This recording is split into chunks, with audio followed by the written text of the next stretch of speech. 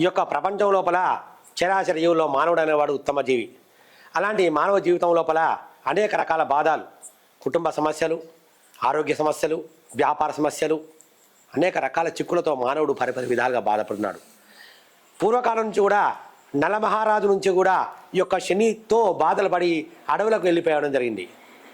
తర్వాత కాలం లోపల ఈ యొక్క శని వల్లనే ఆ యొక్క దుర్యోధనుడు, ఆ యొక్క మన ధర్మరాజు కూడా ఆ యొక్క శనీశ్వరుని యొక్క వల్ల నానా కష్టాలు పడడం జరిగింది.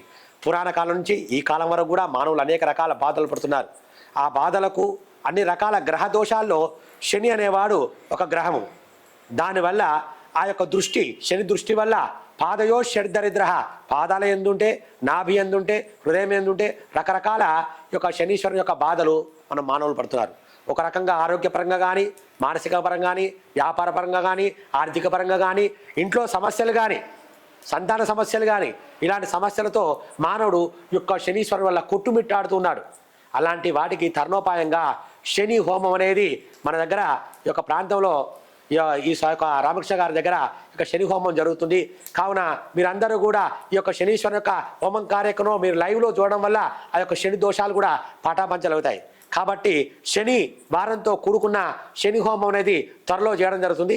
కావున మీరందరూ కూడా అనేక రకాల బాధలు పోవాలని, అన్ని రకాల లాభాలు కావాలని, అన్ని రకాల సమస్యలతో ఉన్న ఒడిదొడుకులన్నీ ఒడదొగ్గాలంటే మనము మన నీళ్ళలో ఉండే వాడికి పడవ ఏ విధంగా అయితే అందిస్తే వాడు నావికుడు ఏ విధంగా పోతాడో అదే ప్రకారంగా ఇక్కడ రామకృష్ణ దగ్గర ఈ యొక్క కార్యక్రమంలో శనీశ్వరుని యొక్క హోమం చేయడం జరుగుతుంది.